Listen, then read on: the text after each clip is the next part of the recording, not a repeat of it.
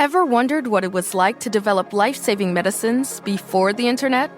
Or the challenges scientists had to overcome to get us where we are today, standing at the crossroads of an AI revolution in medicine? Pfizer's flagship podcast, Science Will Win, is back to answer those questions. The new season takes you on a journey through the past, present, and future to discover how artificial intelligence is helping to unlock new frontiers in drug discovery and development. Tune in as historians, researchers, and innovators explore how data, hardware, and software are coming together to fuel an AI-driven transformation of medicine. Season 4 of Science Will Win is available now. Subscribe and listen for free wherever you get your podcasts. This episode is brought to you by Progressive Commercial Insurance. Business owners meet Progressive Insurance. They make it easy to get discounts on commercial auto insurance and find coverages to grow with your business. Quote in as little as 7 minutes at progressivecommercial.com. Progressive Casualty Insurance Company. Coverage provided and serviced by affiliated and third-party insurers. Discounts and coverage selections not available in all states or situations. Hi, this is Simon Bown. For years I've explored the mysteries of near-death experiences, reincarnation, and life beyond this one. Now I've gathered some of the most compelling cases into my new book, Verified Near-Death Experiences, Proof of an Afterlife. This book features 30 extraordinary near-death experiences, each one backed by verifiable details that defy explanation. These are more than just personal stories. They offer real evidence that consciousness continues beyond death. Through these accounts, you'll hear about profound moments of connection, insights from beyond, and experiences that challenge everything we think we know about life and the afterlife. Verified Near-Death Experiences, Proof of an Afterlife, will be published on March 24th, and the Kindle version is now available for pre-order. Welcome to Our Paranormal Afterlife.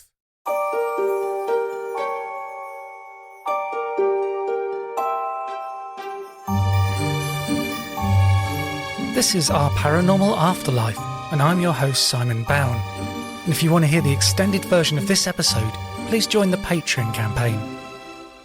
This week, I'm talking to Gregory Shushan about his book, Near-Death Experience in Ancient Civilizations, The Origins of the World's Afterlife Beliefs. Gregory is the leading authority on near-death experiences and afterlife beliefs across cultures and throughout history. He is an award-winning author affiliated with Birmingham Newman University, University of Winchester, Marion University, and the Parapsychology Foundation. He is a former researcher at the University of Oxford and University of Wales. Hi, Gregory. Thanks for coming back to the podcast. Hi, Simon. Thanks for having me back on. I appreciate it. So we're going to talk about your book. It's called Near-Death Experience in Ancient Civilization, The Origins of the World's Afterlife Beliefs. And one thing I noticed at the beginning of the book, you say, I'm not just asking a question in order to be provocative and imply an unsubstantiated, controversial answer. So it's like you're saying, this isn't just a guess or something. You've got more to it than that. Exactly, yeah. And I put that in there because there's so much out there these days where the attitude is I don't have any evidence, but I'm just asking the question.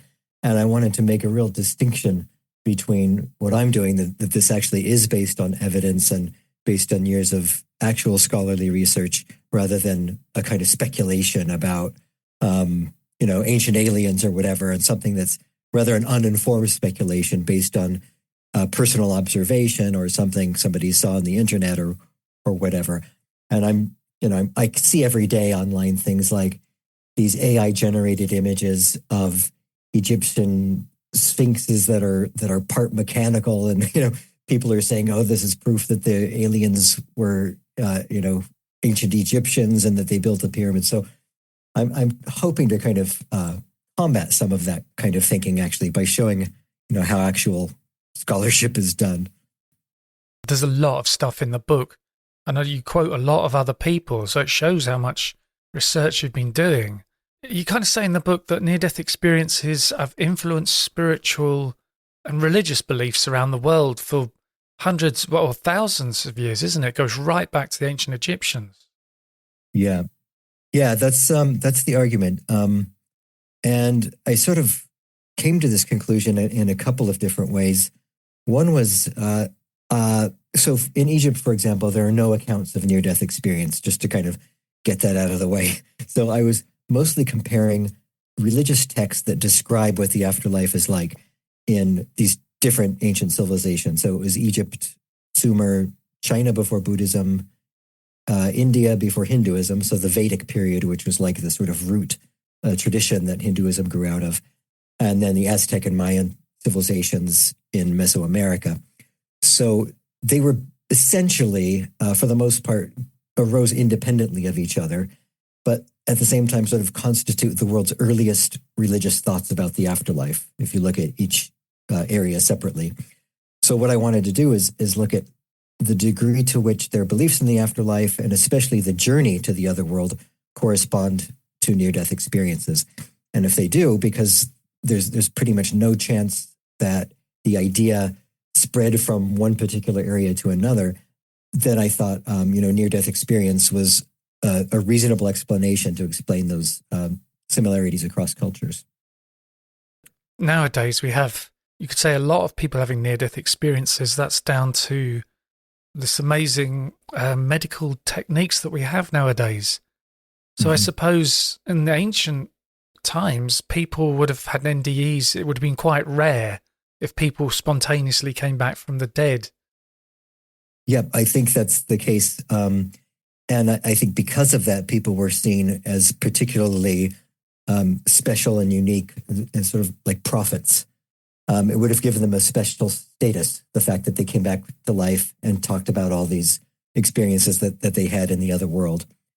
And so therefore, what they had to say probably would have been listened to a bit more closely than the many near-death experiences that we have testimonies from these days. A lot of people just dismiss what they say, some because they don't believe it, or some because it doesn't match their conception of what an NDE should be like. But I think in other earlier civilizations, indeed many civilizations still active today, and different kinds of societies, I think they put more of a value on the experience because of its scarcity, as you said. So you go back as far as ancient Egypt, but before that, is there a point that's been spotted in human history where kind of like religion or spirituality began? Or as far as we know, man has always believed in an afterlife?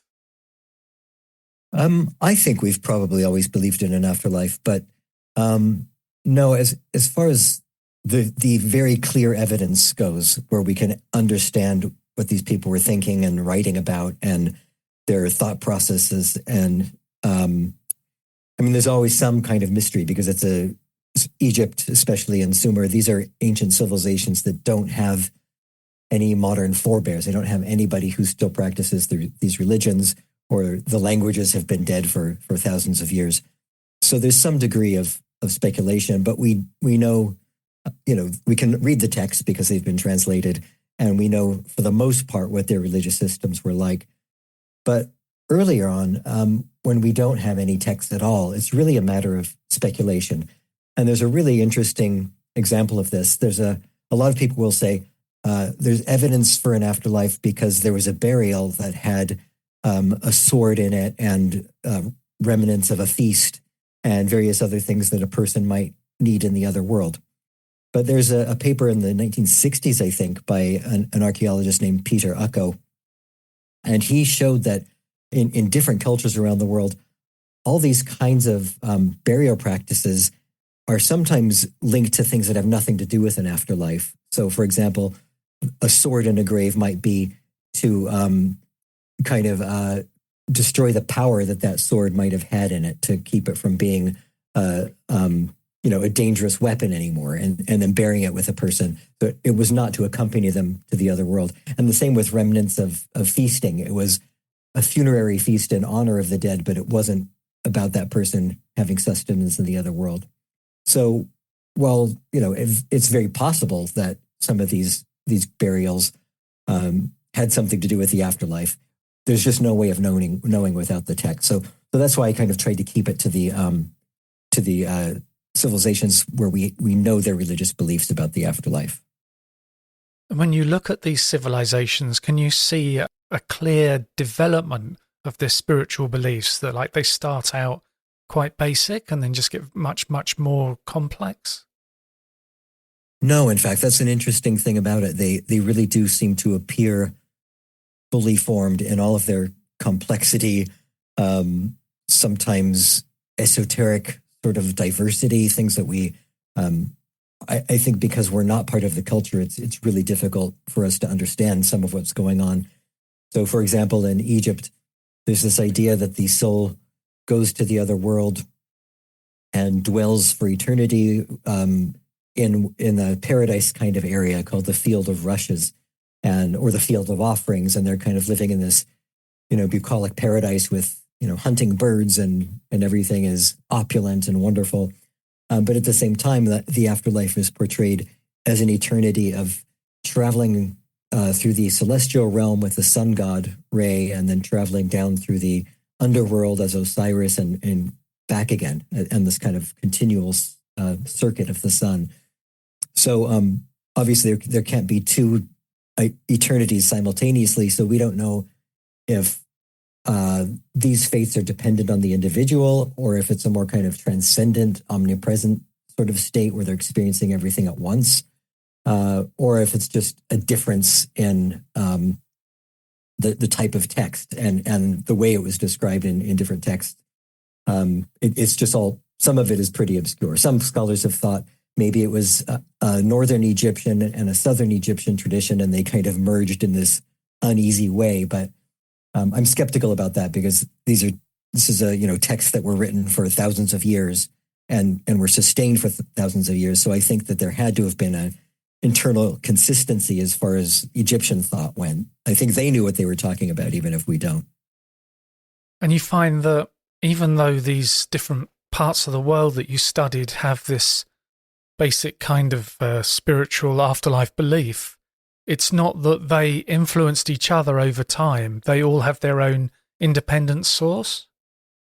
Exactly, yeah. They all seem to have emerged basically without, at least not prominent influence from the others. So, Egypt and Sumer had trade between each other, and then Sumer and India had some kind of trade, or actually at least a bit later they did, that region. But as far as, actual evidence of similarities between religions in the sense of gods and myths and things like that, there's really no evidence that there was that these were mutually influencing cultures. They really did sort of evolve independently.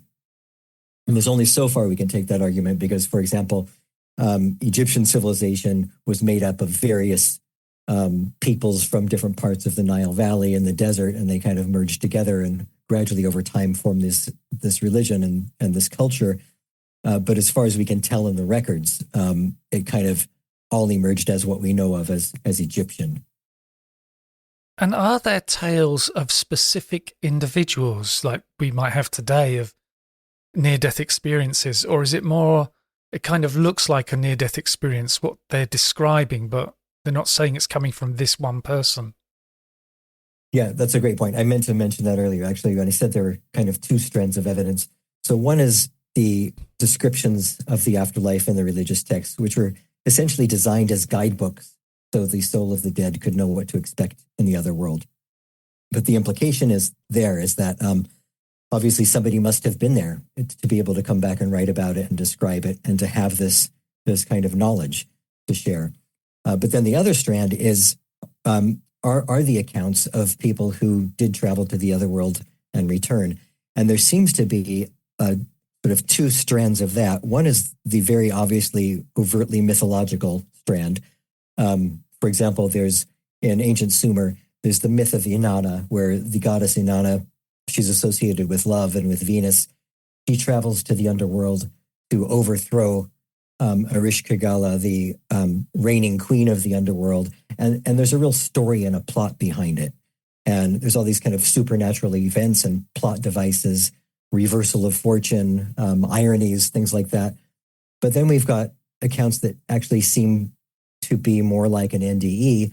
And unsurprisingly, those accounts are associated with historical individuals, people who actually did live. Inanna was a goddess, but then on the other hand, we have Gilgamesh, who was an early Sumerian king. His Sumerian name was Bilgamez, and he really was a historical king. We have a text about him called The Death of Bilgamez. This might be the world's first recorded NDE. It describes how he's lying on his deathbed. He leaves his body, travels to the other world. He meets the sun god Utu, who is obviously a being of light, radiating light. He also meets his deceased relatives.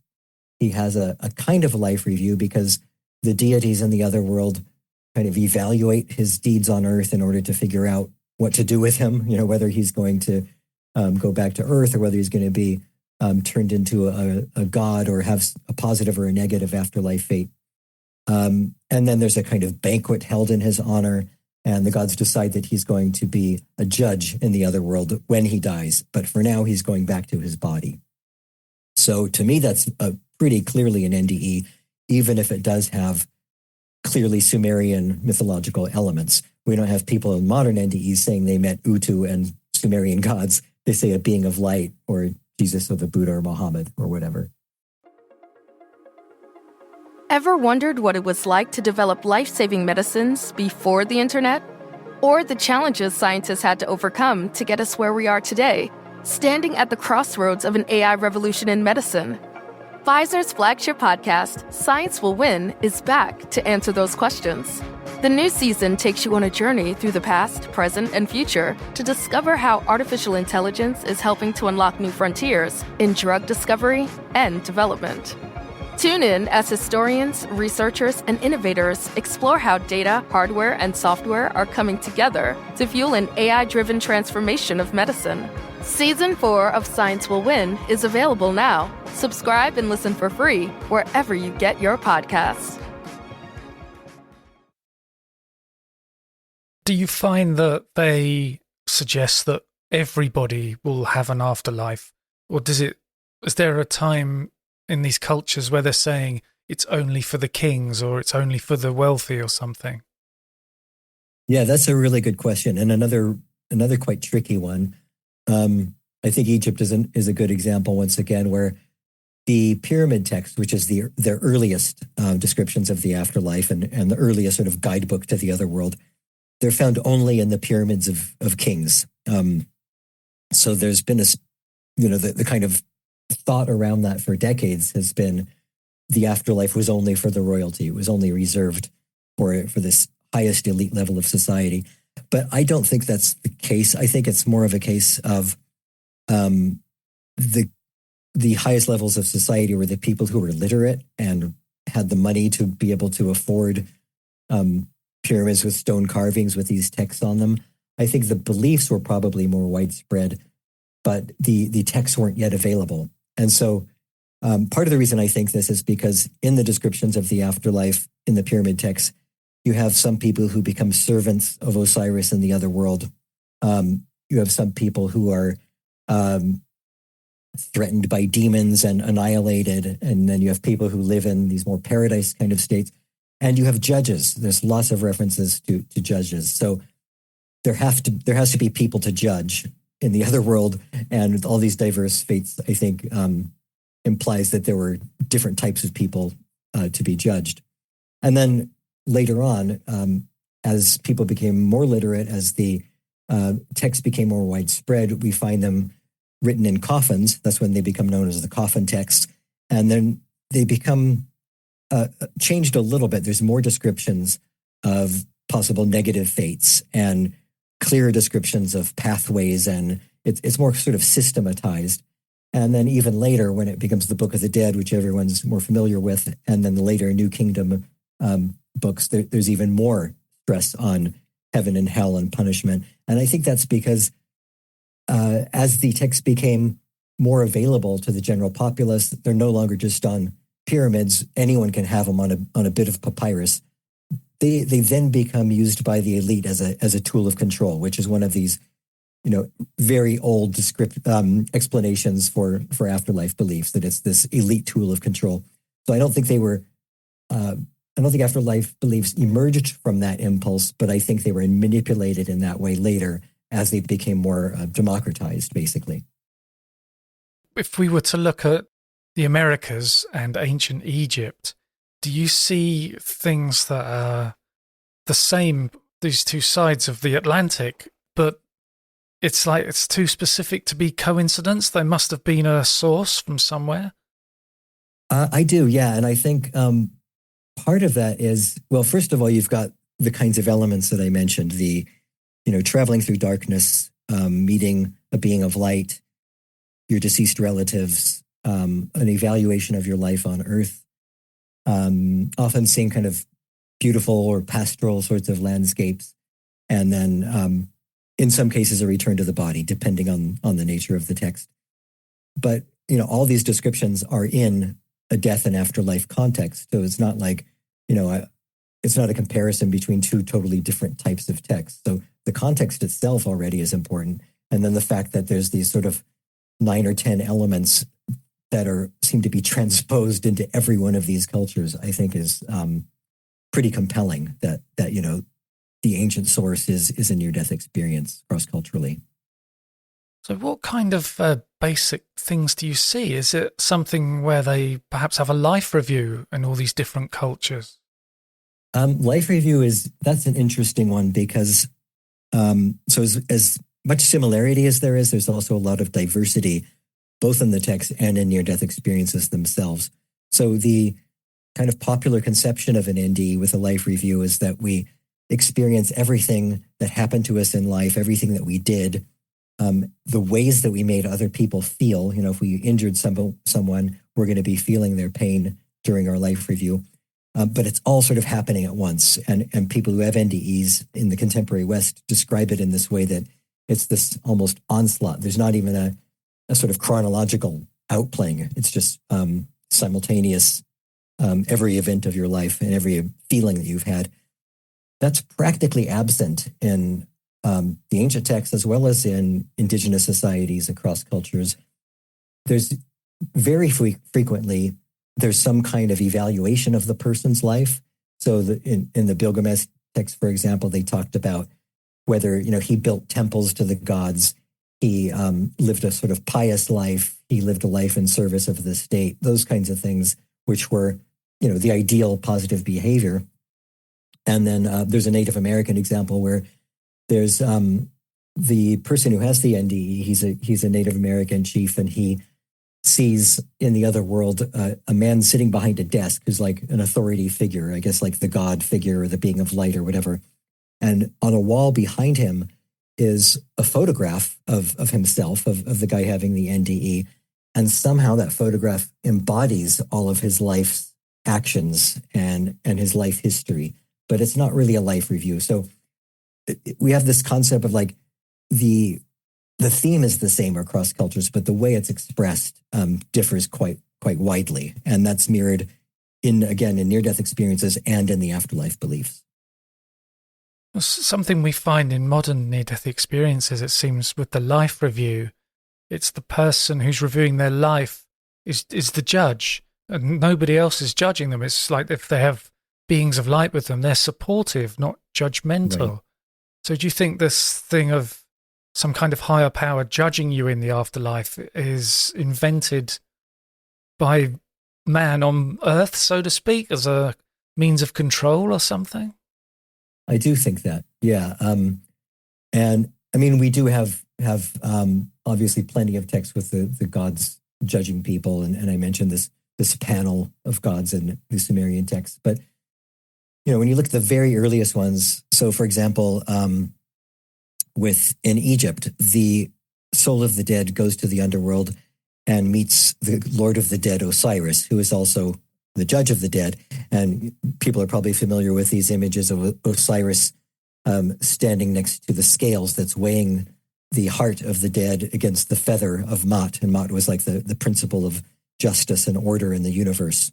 So that's very clearly a judgment scene. But at the same time, the texts are very clear that the soul of the dead is one and the same as Osiris. So you are actually the judge who is undertaking this judgment of yourself. So it really is self-judgment. And at the same time, it's also an encounter with your own corpse, because the soul of the dead sees the corpse of Osiris in the other world, and it's described as basically rotting. They refer to it as the efflux of Osiris, which is, the liquids draining from his corpse, not to be disgusting. But and so because the soul of the dead is associated with Osiris, that's really, I think, like symbolic of an out-of-body experience when somebody leaves the body and they see their own body lying there. But most importantly, the theme behind that is consistent with NDEs, because when people have an NDE and they see their own body, that's the thing that makes them think, hang on a minute, I'm alive and I'm here seeing myself, but I'm also dead because I can see my dead body lying there. So it's the realization that they've transcended death, basically, that they've survived the death of their body. And in the ancient Egyptian texts, it's the same message, that once you understand that corpse of Osiris is also you, then you can kind of progress to the next phase of the afterlife. And it's a step towards the enlightenment and the, meeting the sun god and carrying on through the afterlife that occurs next.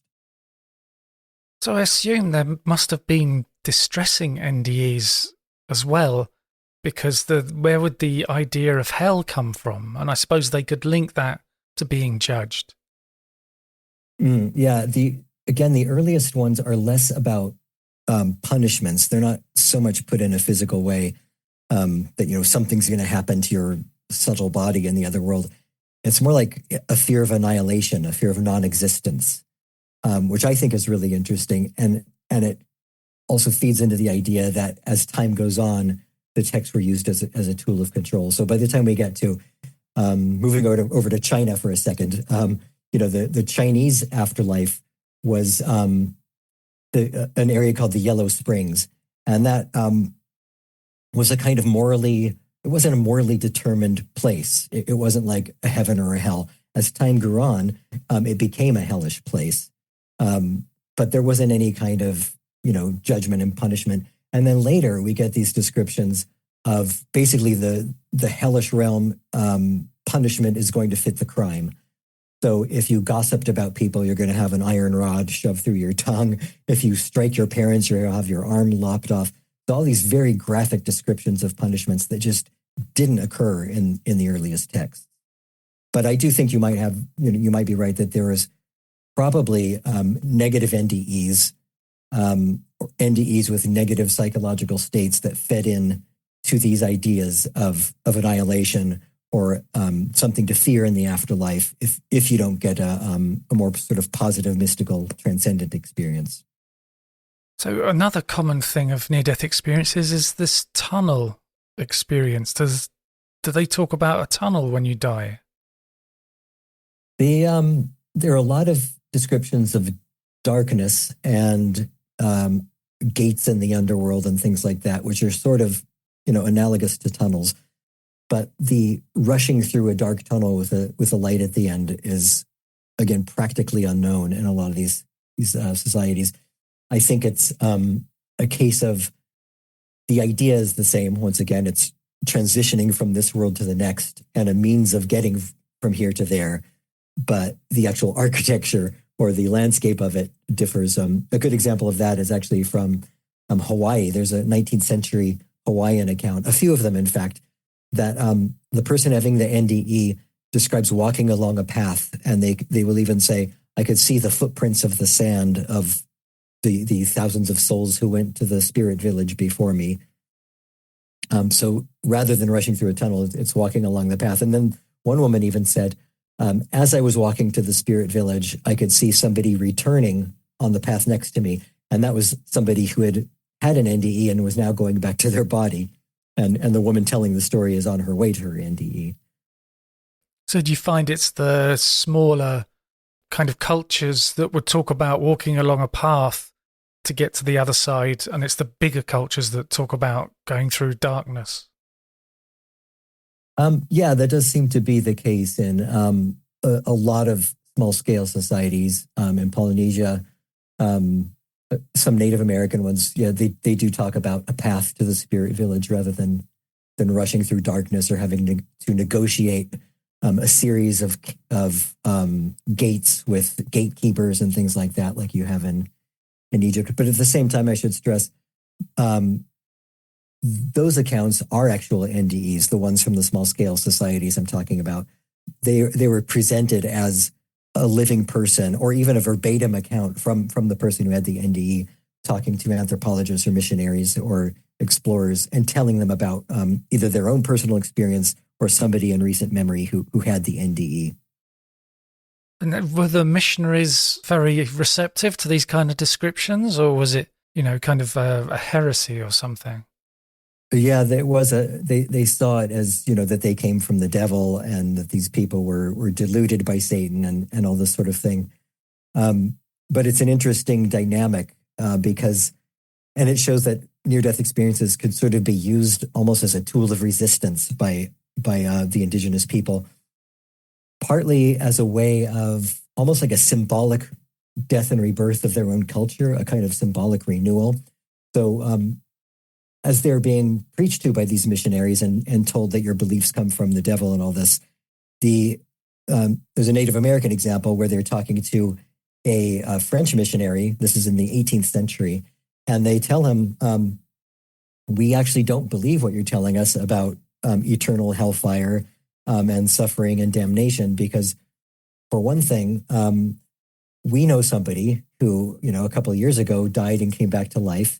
And he told us about what the afterworld really is like. And you're talking about something that, may have happened thousands of years ago in a place that's thousands of miles away that we've never even heard of. So why should we believe this alien, distant culture talking about the distant past when we have somebody more recently who has actually been there and lived to tell about it? So they prioritized basically the wisdom that their people were getting from near-death experiences over the dogma of, this foreign colonial power. And that helped to some degree with their resistance and to maintain their, cultural integrity, basically. Did you find that right across the world, they talk about the afterlife as being an idealized version of Earth?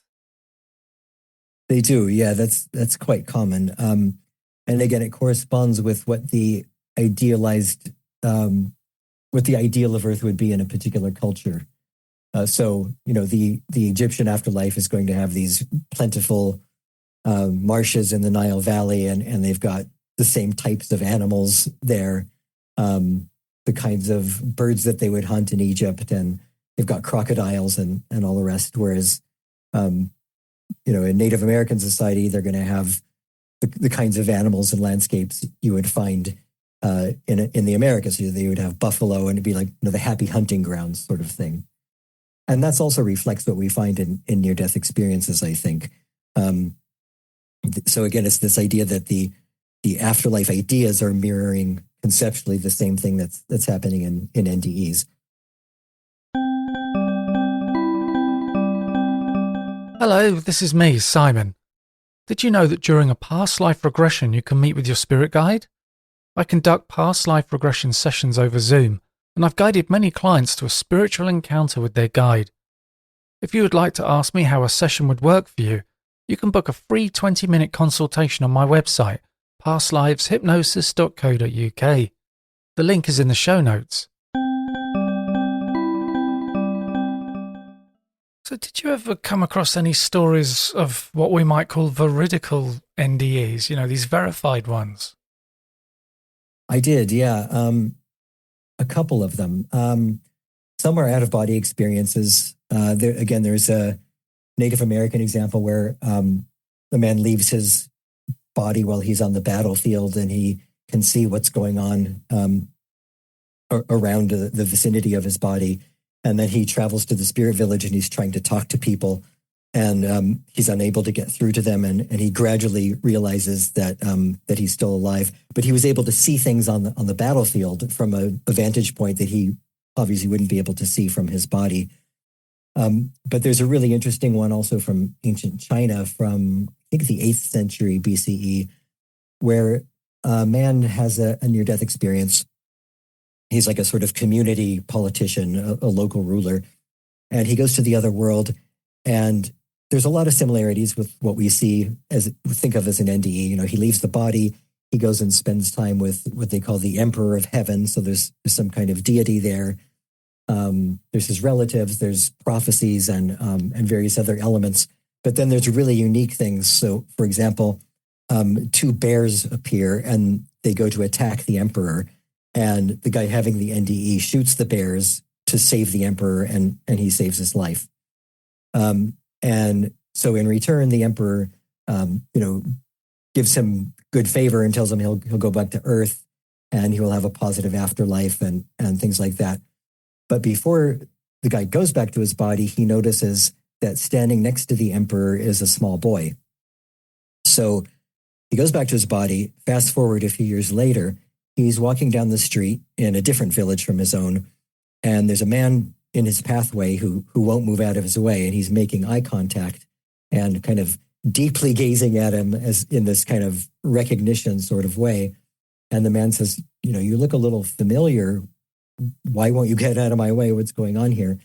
And the guy says, on this particular day a few years ago, you were in heaven. You killed these two bears. You saved the emperor. And I know this because I was the little boy standing at the emperor's side. So this boy had now grown up and recognized the guy having the NDE at the time. And this was seen by the Chinese authorities as a validation of near-death experiences, basically. And the account was lodged like in the official government Bureau of Records, and it's signed, and everybody who was involved is, they're noted with their profession and their village, highly bureaucratic sort of description of what happened, and formally lodged with the government records. So with talking about government records and the pyramid texts and things, is there any danger that perhaps because it's an ancient unused language or any of these cultures that there may be stuff lost in translation and it could be misinterpreted? Absolutely, yeah. There's been a very focused, nonstop program of translation and retranslation ever since the Rosetta Stone was deciphered. And for example, the pyramid texts have had 3 or 4 translations, and there's still a new one that comes out every 4 or 5 years as knowledge of the language increases. But having said that, if you compare the most recent example to the first example, well, not counting Wallace Budge, Budge is practically, I wouldn't say useless, but I would not recommend anyone to use Budge for any Egyptian text. But if you compare, one from the 60s or 70s to ones from the present, they're not a million miles off. So the language is basically understood, and it's the same with Sumerian. There's a consensus of what these texts are saying. I think the bigger issue is what they meant to the minds of the people who wrote them and who were reading them, because there are layers of symbolism and context that I think we're just not getting. But having said that, when you have, when you have these descriptions, again, that are in an afterlife context, and they have these elements that are, transposed onto NDEs, and I think there's not really any room for debate there. I think it's just a matter of comparing what is there with what is in NDEs. And to me, that's evidence. To me, that's an evidential, rigorous way of doing a comparison cross-culturally. And are there dangers of imposing our modern viewpoint upon them? I think there are, but I approach this with a sort of open-minded attitude, perfectly willing to be proven wrong, that or to find one civilization that the model didn't conform to, and look at them as an outlier. In fact, that would have been in some ways more interesting. But a good example of that is with ancient Sumer. There's the kind of received wisdom in Assyriology, which is the study of Mesopotamian civilizations, that the Sumerian afterlife was this vague, shadowy underworld, this kind of half-life where people were only barely having experiences, just kind of wandering in semi-darkness, confused. And that was how, the majority of people would spend their eternity after death. And I thought I didn't want to rely on other people's summaries of what the afterlife was like in these civilizations. So I went back and looked at the original texts in translation, obviously, but I read them afresh. And I found that there were actually lots and lots of descriptions of light, beings radiating light, deceased relatives. There are a lot of judges in the Sumerian afterlife realm, which again implies that there are people to be judged and that there are diverse fates. So some people have a positive one, some people have a negative one. There's descriptions of feasting and having banquets and things like this. So I was, on the one hand, it ended up validating what I was writing about NDEs and started making me think that actually the Sumerian example is not an outlier. They actually do conform to the NDE model hypothesis. But it was also interesting to just kind of find that, what I was reading was flying in the face of a couple hundred years of Assyriology. And I started looking more deeply into what scholars were writing about this. And they would write things like, because this particular text has these positive elements and judges, we can't consider it an accurate description of what they believed about the afterlife. So, and so to me, that was, that's more like we need to dismiss that because it conflicts with our paradigm. It's not looking at what they actually wrote. And to me, that's not a kind of sound approach to looking at these texts. Yeah, because the lives of these people from such a long time ago was so different to ours. I suppose in some ways it's really hard to put ourselves in their shoes and look at the world in the same way. Yeah, absolutely. And, some of them would be quite offensive to us. There's one Sumerian text that it describes what all the different levels of people in society would happen, what they would experience in the afterlife. And there's one section where it's all dependent on how many sons a person has. So the person with one son will maybe have bread and water. The person with two sons will have slightly better afterlife, and all the way up to the person who has 12 sons as this amazing paradise realm. And then a woman who is beyond childbearing years will have to spend eternity sitting in the corner as useless as a broken pot. So it's not all love and light. So were there any cultures that you started looking into and you discovered they just don't really have an afterlife belief? I ran none of the ancient civilizations, but when I was looking at indigenous religions cross-culturally in the small-scale societies, what used to be called tribal societies, I did find a few, but it's not clear if they outright did not have afterlife beliefs or if they didn't want to talk about them to the anthropologist or the missionary, or if there just wasn't enough information about them. Because sometimes I would run across an example where a anthropologist would say, yes, these people believe this, that, and the other, and this is what their afterlife is like. And then a missionary would write, these people have no beliefs in an afterlife. So there's conflicting information, even within our sources. Did you find that there was a universal point in these experiences where there may be a barrier?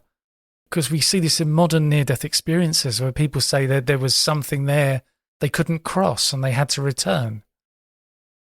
Yeah, that does often seem to be the case. There's some kind of gate or wall or just a place that they can't pass. They can see the spirit village, but they can't get to it.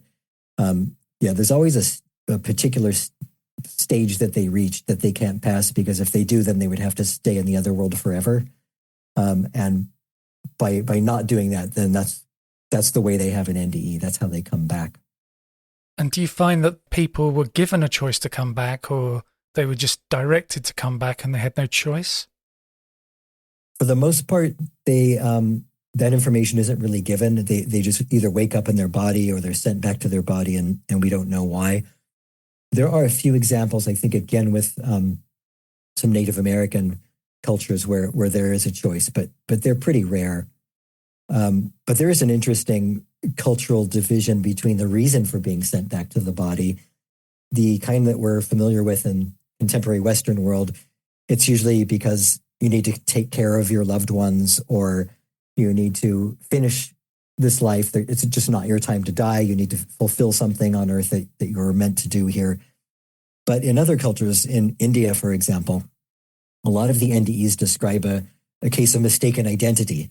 So they would, if I were to have an NDE, I'd get to the other world and the being of light would tell me, we got the wrong Gregory Shushan. We actually meant to get the one who lives in upstate New York or whatever. Go back to your body. So then I'd wake up in my body, and this poor other person who happens to share my name would then, die permanently. And that's something, it's just not found. I've never seen that in a Western account. That's interesting. It's like some kind of clerical error, or maybe the new guys started out and he hasn't got it right. Yeah. I mean, the basic thing of it's not your time to die is the same. But the reason for it being not your time to die is definitely cultural. And I don't know if that's, I tend to not feel like that's something that really happens in both of those cases. I tend to think that it's a cultural plot making about what happened to the person, that they were sent back to their body. And in the process, maybe they're trying to make sense of it. And that's a way that it makes sense to them. And maybe the mistaken identity idea makes more sense to them than, in our more individualistic society, it's about me. What do I need to do on earth? What do I need to fulfill? Do I need to come back and tell people about the afterlife and care for the loved ones? Versus, they just got the wrong one. So there's consistencies across these cultures and information that's consistent with near-death experiences today. But did you see anything that was a significant difference between the cultures, that something that really stood out? Once you kind of strip away the cultural symbolizing, I would say no. Actually, I would say they're all, the themes are all there again, kind of transposed from the near-death experience onto each one of these ancient civilizations.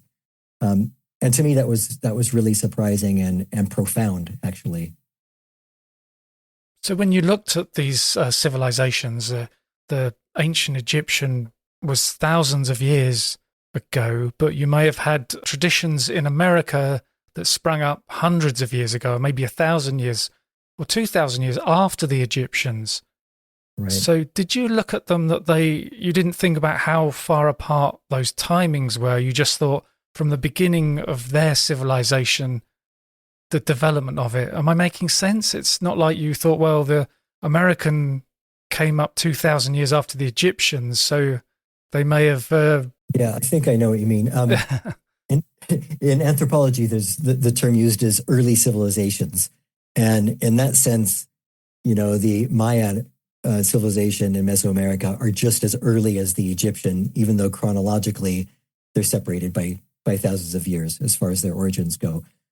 So what it means is basically that it's the earliest form of the class-based society that emerged independently in that particular area of the world.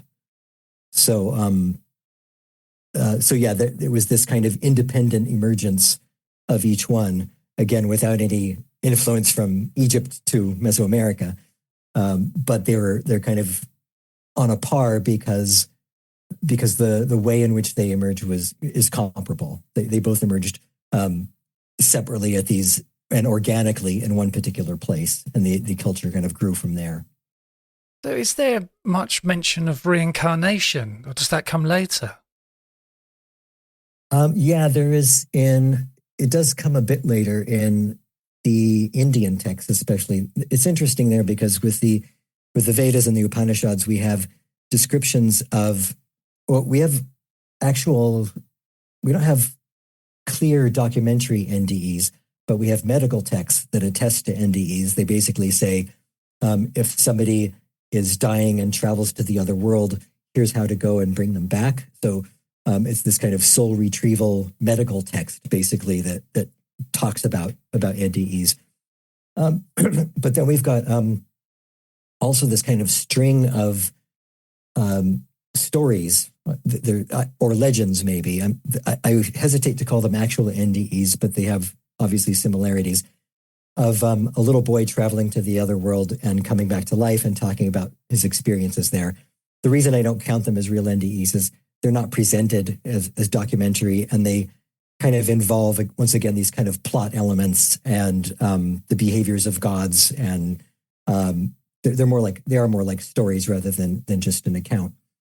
But as time goes on in India, as reincarnation gets introduced into the discussion a bit more, these accounts kind of taper off, and we don't really have as much evidence for near-death experiences or otherworld journey travel, because the focus really shifts to reincarnation at a certain point, which I think is pretty interesting. It kind of shows that there was a diversity of beliefs, and the Upanishads was almost like this kind of transitional era that incorporates both. But then from then onwards, you do still have journeys to the other world in the sense that they're like these intermediate stages from your first life, from life that you're in now, and then prior to your next incarnation. And it's in that intermediate state that the soul is judged. But just like with China, as time goes on, we get these more and more almost loving descriptions of punishments and torments that people will experience in the other world, dependent on their particular transgressions. So I think you might mention this earlier. It's a thing where the more time passes, the more you hear about punishments. Right, exactly. And again, that's it happened in Egypt, in China, and India. I don't think it's clear in the Aztec and Mayan case, but in the others, it certainly is. So I was thinking that maybe reincarnation became something because there were children who were remembering their past lives, and so reincarnation came up from that, just as the afterlife beliefs came up from NDEs. Mm-hmm. Yeah, and an interesting thing about that too is, I mentioned this idea of the intermission state between incarnations. Even with the children who remember past lives, which have been researched by Ian Stevenson and Jim Tucker and other people at University of Virginia, there are cases where they talk about the intermission state. So they will actually remember the death of their previous personality and how that the soul of that person traveled to the other world, saw their body below, met a being of light, met deceased relatives and all that. And then rather than coming back to their body and having an NDE, they end up going into a new body. And then for a brief period of time, they have the memories of their previous self.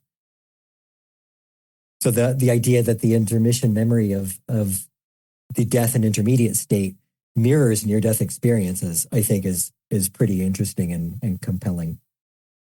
So I noticed in the book you say that some of the earlier medieval European accounts often do not conform to the image of the afterworld that was commonly accepted. Right. Yeah. Some of them are actually a lot of them follow the sort of trope of which later became typical of Dante's Divine Comedy, where they meet a particular guide or psychopomp, and he guides them through the other world and gives them a tour, and it's this very systematic sort of story.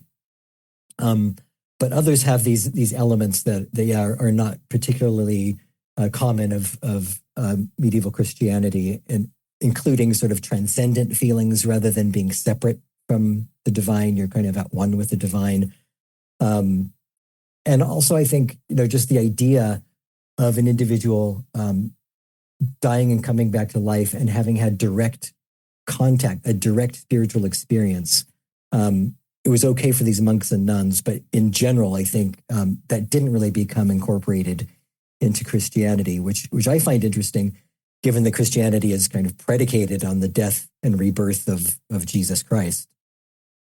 You would think that it would be maybe NDEs would be a maybe more prominent theme in the religion. So are there other people who are looking into this thing of near-death experiences and ancient civilizations, or are you a pioneer here? I never thought of it in that way, but I guess I am sort of a pioneer. I mean, there have been a few people who have looked at NDEs cross-culturally And even in Raymond Moody's Life After Life, he mentions the myth of from Plato. But as far as, looking in depth at the ancient civilizations and their beliefs in terms of NDEs and kind of drawing all the evidence together for NDEs around the world, I'm sort of I guess I'm the main person doing it, really. And do you almost feel like, why hasn't somebody done this before? I do feel that way, absolutely. And, the whole idea of people's afterlife beliefs being based on these kinds of experiences, to me, it's not really controversial because I'm not claiming that near-death experiences are even evidence for an afterlife or that they're evidence of a dying brain. It's kind of independent of what the nature of NDEs are. I'm accepting that these are experiences people have because we have accounts from them from throughout history and all over the world. But it's interesting that in Western scholarship, in anthropology and religious studies, this idea has kind of cropped up here and there, and it's then been completely forgotten. For example, Edward Burnett Tyler, who was an anthropologist in the 19th century, I think in 1871, he wrote something like, there are examples from around the world of people who die and come back to life and talk about the wonders that they saw in the other world. And he speculated that their beliefs might come from these experiences. So he mentions this like in a sentence or two. It's forgotten for 50 years. Then Andrew Lang mentions it without any reference to Tyler. It's forgotten again. So nobody really explored it in depth, but it kind of kept cropping up, almost like people were thinking, this is an area to go, but they didn't know how to find the evidence, or they didn't, near-death experiences the term didn't exist. It wasn't known as a common thing, really. So, and then James Mooney, who wrote the book about the ghost dance in the Native American civil cultures, he made a distinction between dreams, shamanic journeys, and near-death experiences, even though he didn't call them that. And he found that the Native Americans themselves also made that distinction, and that they gave priority to NDEs because of their spontaneous nature and because of the depth and realism of them. So I'm hoping to kind of, change the narrative a little bit in the history of religions discussion and to bring this experience more as a forefront. Again, not to claim anything about the experience itself, but to kind of, this is a missing component of basically the way we understand human thinking about the afterlife and religions themselves. Well, we've been talking about the book Near-Death Experience in Ancient Civilizations, and people can get that on Amazon and other places? Yeah, it should be available pretty much everywhere, and including in brick-and-mortar bookshops, hopefully.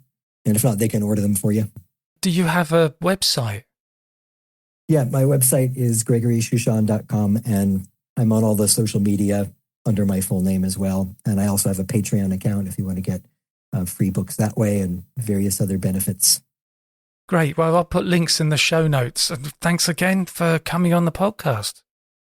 Great. Thank you, Simon. Always a pleasure. This week, I was talking to Gregory Shushan about his book, Near-Death Experience in Ancient Civilizations, The Origins of the World's Afterlife Beliefs. And if you want to hear the rest of this amazing interview, you can sign up to Patreon. When you sign up for $6 a month, you get an extended episode every week. For $3 a month, you get an extended episode every month. The Patreon episodes are ad-free and are released 2 days before the free versions. And you can become a patron by going to patreon.com/Our Paranormal Afterlife, or click on the Patreon button on my homepage at pastliveshypnosis.co.uk. The links are in the show notes. And look out for the Our Paranormal Afterlife episodes called Paranormal Stories that are released every week. And there is an Our Paranormal Afterlife Facebook group, and if you'd like to join, you'd be very welcome. And if you enjoy the podcast, please leave a review and be sure to subscribe on Apple Podcasts, Spotify, or via your favourite podcast app to make sure that you don't miss out on any episodes. And thanks for listening.